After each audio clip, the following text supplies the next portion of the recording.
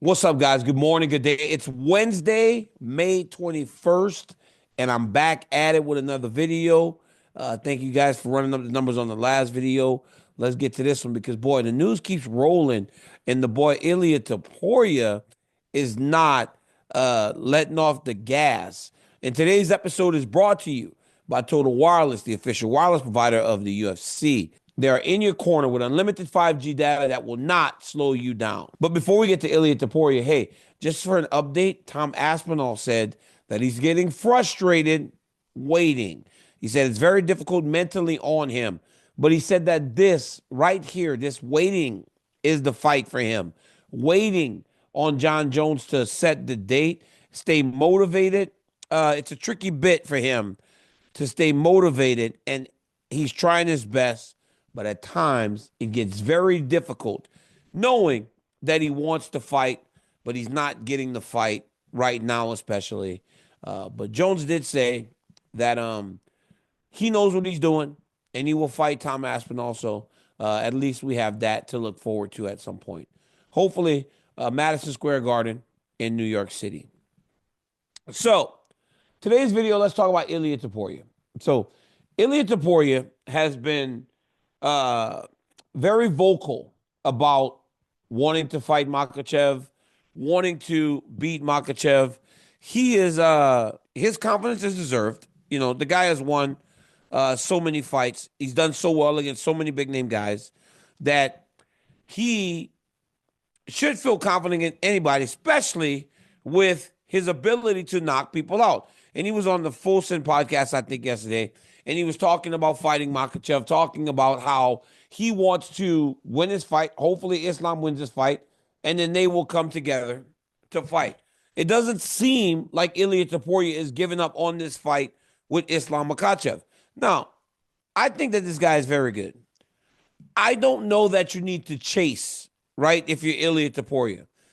Obviously, they both have massive fights coming up, and that is honestly where the focus should be. I know we all talk about it. We, people that discuss the sport, we talk about him versus Islam because that is a big fight.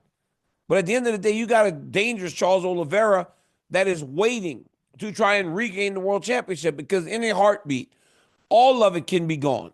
I'm not sitting here attempting to coach up Ilia Topuria, tell him where his attention should be. This guy's a world champion. This guy's undefeated, right? He's done it all to this point. But I'm just saying that I know, right, from experience, when you look down the line, especially in this thing, it's very difficult. So Ilia Topuria wants to fight Islam, but needs to get through Charles Oliveira first, especially, guys, when we are hearing that he and his team are kind of going in separate directions just because of the schedule. They said it's no bad blood.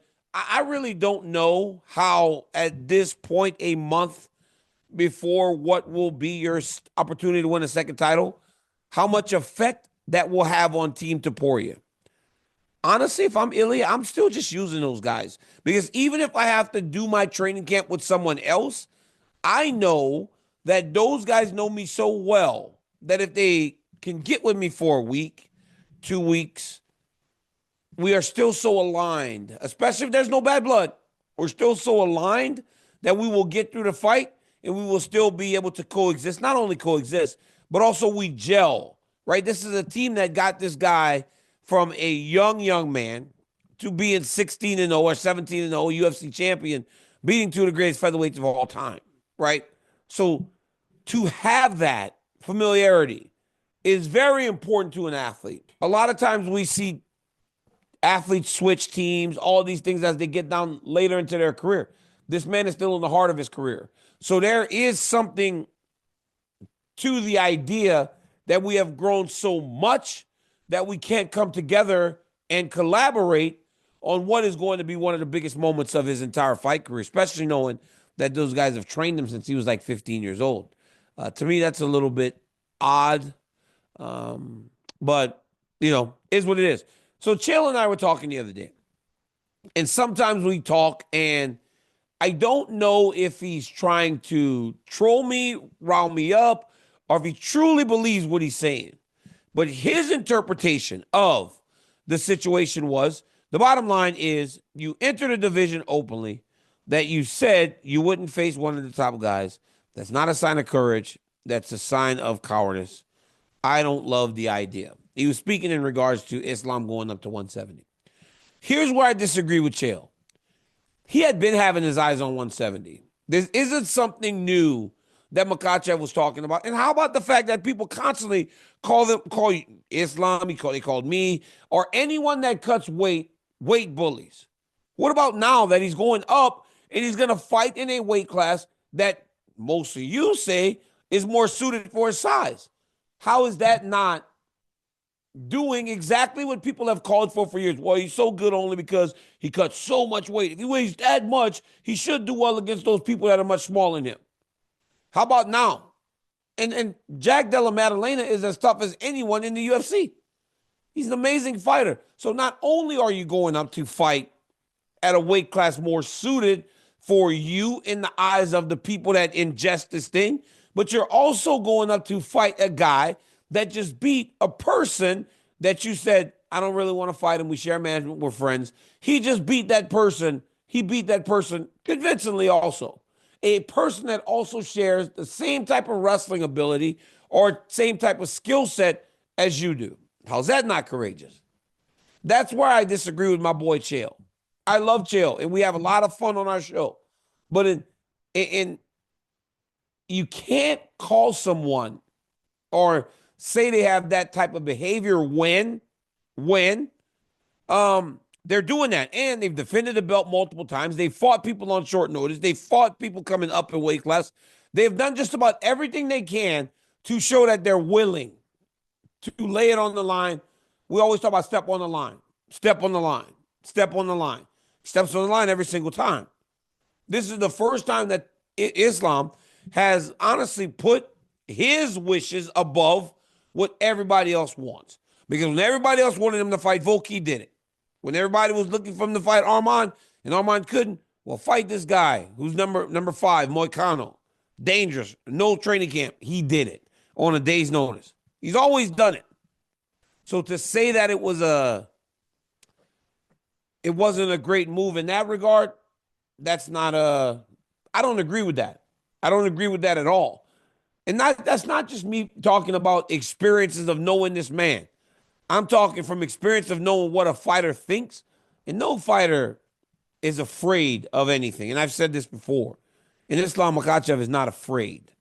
I've said this twice. I've said twice now because my daughter yesterday was getting ready for one of her finals. And she kept saying and I was like, don't say it, don't say it, don't say it. Take a beating. Now I'm the guy that's out here doing it for you, which is crazy. I never do that. You know,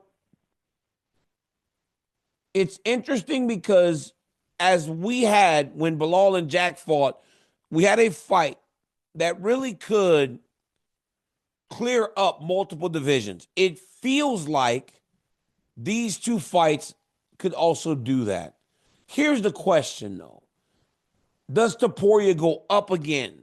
Because I don't know that if you're Makhachev, you're willing to meet him in the middle or go back down. I don't know if Topuria is willing to say, I'm going to go all the way up to 170. These are two of the greatest fighters in the world, and you don't know what's going to happen. You don't know what's going to happen. Islam did say, though, win some fights at 155, maybe I come back down and I'll fight you. So you have that to look forward to in the sense that maybe you'll get to see those guys fighting. No one, and I get people are disappointed that they aren't getting this, but no one is as disappointed as us. We all love it because you have a lot of people that want to see these guys fight, know how special they are, and know what they've meant to the UFC since they've got there. And I mean, when I look at this, right, Islam's had 7 fights since 2021. That guy's active. Ilia's had 6 fights since 2021. That guy's active. Look, a lot of people that argue at times that Ilia is a little more active, but obviously looking in that, That's not true. That's not true. They both fight, right? They both fight. And they both fight just about anyone. Makhachev could have been very disappointed when he was fighting guys that really there was nothing to gain for him because the top guys would not fight him. But he fought them all. Ilia, when it seemed like he should have been fighting for a belt much sooner than he fought for the belt, was fighting very dangerous guys that didn't seem to add much value to his resume, and he fought them all. And he fought them all. He fought them all. They both fight everybody put in front of them. This is the first time where I feel like one guy's saying, I'm going to value what I want to try to do above it. It wasn't a secret that Islam wanted to go to 170. He's now finally getting an opportunity to do that. Both of these guys are active, though. I'm not going to leave this sport without second belt. This is my goal. I don't know how many people you can go back to 2021 and see who fought more, especially guys that were fighting at that level of the UFC. Hell, in the last 2 years, Islam's fought 4 times, and Ilia's fought twice, or 3 times, sorry. These guys are very active fighters. They step on the line. And hopefully, at some point, we'll get to see them step on the line against each other. But right now, let's enjoy what we got. We got 2 of the best fighters in the world fighting in massive fights for world championships. And then we'll see what those world championship fights lend to what happens in the future. And that's what it is what it is. So we know we're getting Jones versus Aspinall, don't know when, right? And we know that we're getting these 2 fights. It's a big deal, all right? It's a big deal. So, guys, thanks again for watching. I appreciate you. Love and appreciate your support every single time. Like, subscribe, tell your friends to tell their friends that I've got a YouTube channel and I'm doing things like this at DC TV. Until next time, peace.